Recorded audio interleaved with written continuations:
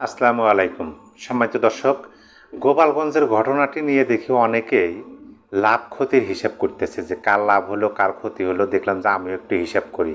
লাভ ক্ষতির হিসাব আমার খুব ভালো লাগে, কারণ অ্যাকাউন্টিংয়ের ছাত্র আমি ছিলাম, মোটামুটি ভালো ছাত্র হিসাবেই ছিলাম। লাভ ক্ষতি দেখেন, প্রথমে আওয়ামী লীগের বিষয় যদি ধরেন, কারণ গোপালগঞ্জের পূর্ণ বিষয়টি সরকারের পক্ষ থেকে, এমনকি বিএনপির পক্ষ থেকে বলতে বিএনপির মহাসচিব মির্জা ফখরুল ইসলাম আলমগীর আওয়ামী লীগ ছাত্রলীগের উপরে দোষ দিয়েছে, তাদেরকে সন্ত্রাসী হিসেবে আখ্যায়িত করছে। অন্য রাজনৈতিক দলের আমি সেরকম প্রকাশ্যে দেখলাম না। আর সরকারের পক্ষ থেকে এনসিপি এবং এনসিপির আশেপাশে যেমন জামাত, এনসিপি, ইনকিলাব মঞ্চ, তারা তো সমস্ত কিছু আওয়ামী লীগের বিষয় বলতেছে। এটা বললেও যা, না বললেও তাই, কারণ হচ্ছে যে গোপালগঞ্জ পুরোটাই আওয়ামী লীগ। গোপালগঞ্জে দেখলাম যে ছোট বাচ্চা, 5 বছরের বাচ্চা, শুধু হাঁটা শিখছে কোনো রকম, কেতর কুতর করে হাঁটে, এত বড় একটা বাটাম হাতে নিয়ে সে দৌড় দিছে। বুঝতে হবে এটা গোপালগঞ্জের সমস্ত সবাই আওয়ামী লীগ, সবাই মুজিব, সবাই শেখ হাসিনা, সবাই ছাত্রলীগ, সবাই যুবলীগ। এরকমই আমার সেদিন বলতে কি 16 জুলাই গতকালকের ঘটনা দেখে আমার কাছে মনে হলো গোপালগঞ্জ মানে আওয়ামী লীগ। এখন এই যে ঘটনাটা ঘটলো, এই ঘটনার লাভ ক্ষতি দেখেন। প্রথমে যদি আওয়ামী লীগের বিষয়টা ধরেন, আওয়ামী লীগের লাভের কিছু নাই, যা আছে সব ক্ষতি। আওয়ামী লীগের সব ক্ষতি, কারণ লাভের বিষয় 5ই আগস্টের আগে ছিল। 5ই আগস্টের পরে যা কিছু হবে সব আওয়ামী লীগেরই ক্ষতি। কিন্তু এখানে সবচেয়ে আশ্চর্যজনক বিষয় হলো যে আওয়ামী লীগের সাহস। আপনি ভাবেন যে সেখানে গেছে যারা, এনসিপির নেতাকর্মীরা গেছেন, এনসিপির নেতাকর্মীরা, ওখানে তো জনসমর্থন নাই এদের কাছে, শুধু তারাই যারা গেছেন তারাই, এবং আইন শৃঙ্খলা বাহিনী। দেখেন আইন শৃঙ্খলা বাহিনী সবাই সশস্ত্র, র্যাব, সেনাবাহিনী, বিজিবি, পুলিশ, সবাই সশস্ত্র। অপরদিকে গোপালগঞ্জবাসী ছোট ছোট বাচ্চা থেকে শুরু করে বৃদ্ধ পর্যন্ত, মহিলারা পর্যন্ত রাস্তায় নামছে। আপনি ভাবেন যে মাইকিং করে রাস্তায় নামছে যে আপনারা যার যা কিছু আছে রাস্তায় নিয়ে বের হন, কারণ আমাদের ছোট ছোট বাচ্চাদেরকে, নিরপরাধ বাচ্চাদেরকে গুলি করে হত্যা করে হইতেছে, তাদেরকে রক্ষা করতে হবে। তখন তো ঝাঁটা লগি বৈঠা যা আছে তারা তাই নেবার হয়েছে, খোয়া, ইটের খোয়া, তারপরে পাথর দিয়ে তারা ঢেলাইতেছে নিরস্ত্র।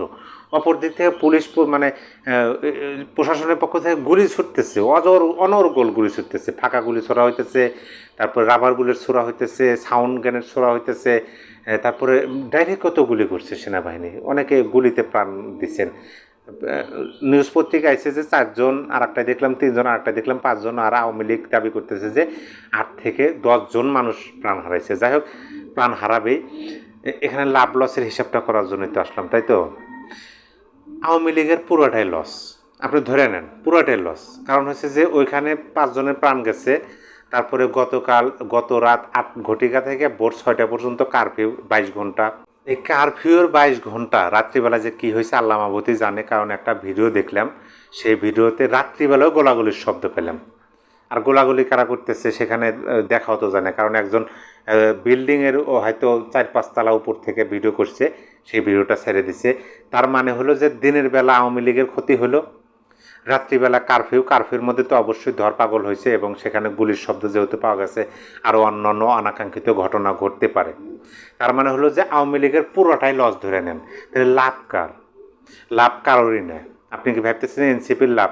আওয়ামী লীগের উপর যে স্টিমুলাস চালানো সেগুলো তো চলতেইছে, এগুলো তো আওয়ামী লীগ দেওয়ালে পিঠ থেকে গেছে। আপনি ভাবেন যে গোপালগঞ্জের মতো জায়গা, যেখানে আওয়ামী লীগের হচ্ছে আতুর ঘর, সেখানে গিয়ে যদি স্লোগান দেওয়া হয় যে মুজিববাদ মুর্দাবাদ, মুজিববাদ থেকে গোপালগঞ্জবাসীকে রক্ষা করার জন্য আছে, সেখানে তো জান প্রাণ দিয়ে তারা মাঠে নামবে। আর হচ্ছে সরকারের পক্ষ ধরেন, সরকার তো এইটা তো এই ঘটনার পরিপ্রেক্ষিতে আমাদের আইন শৃঙ্খলা বাহিনী প্রশ্নের মুখে পড়ে গেল। এই প্রশ্নের মুখে অবশ্যই এনসিপি ফালাইয়া দিল, কারণ সেনাবাহিনীর ওখানে কেনই বা যাওয়া লাগবে, কেনই বা বঙ্গবন্ধুর মাজার গিয়ে পাহারা দেওয়া লাগবে, কেনই বা গুলি ছোড়া লাগবে। কারণ সেইখানে তো এনসিপির পূর্ব ঘোষিত কোনো অনুষ্ঠান ছিল না। তারা সারা বাংলাদেশব্যাপী জুলাই পদযাত্রা করতেছে, হঠাৎ করে এই 7 সমুদ্র 13 নদী ওপারে একটা বৈরা খাটাস, যিনি ইউটিউবার, তাকে আমি এই নামে সম্বোধন করি, তাকে অবশ্য আমার ভালো লাগে, কারণ তিনি যাই হোক তার দেশবিরোধী স্লোগান, তিনি দেশের স্বাধীনতা সার্বভৌমত্ব চান না, তারপরও তিনি সফল একজন ইউটিউবার। আর আমি তো কথা ইউটিউবে বলতেছি, সিনিয়র ইউটিউবার হিসেবে তাকে সম্মান করে বৈরা খাটাস হিসেবে বললাম।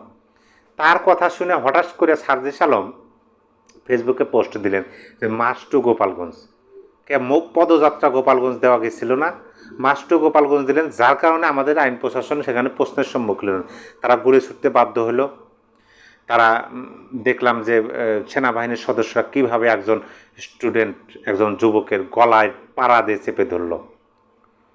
এখানে মনে করতেছে যে সরকার অর্থাৎ এনসিপি মানে তারা লাভবান হয়েছে, এনসিপিও লাভবান হয়নি। মোট কথা আওয়ামী লীগের পুরোটাই লস, এনসিপির পুরোটাই লস, সরকারের পুরোটাই লস।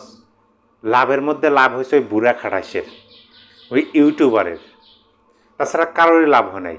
আর অপরদিকে আওয়ামী লীগের তো যেহেতু যার পুরাই লস, তার তো লসের হিসাব নেই, শুধু লাভের হিসাবই। আর এরা গর্তে ঢুকছে, এই গর্তে ঢুকে এখন তারা নিজেরা যে যোদ্ধা হিসেবে দাবি করছিল, সেই যোদ্ধার তো একদম মানে 5ই আগস্ট যেভাবে মেরুদণ্ড ভেঙে দিছে এই যোদ্ধারা পুলিশ বাহিনীর, ঠিক তেমনই গোপালগঞ্জবাসী এনসিপির এই যোদ্ধাদের মেরুদণ্ড ভেঙে দিল।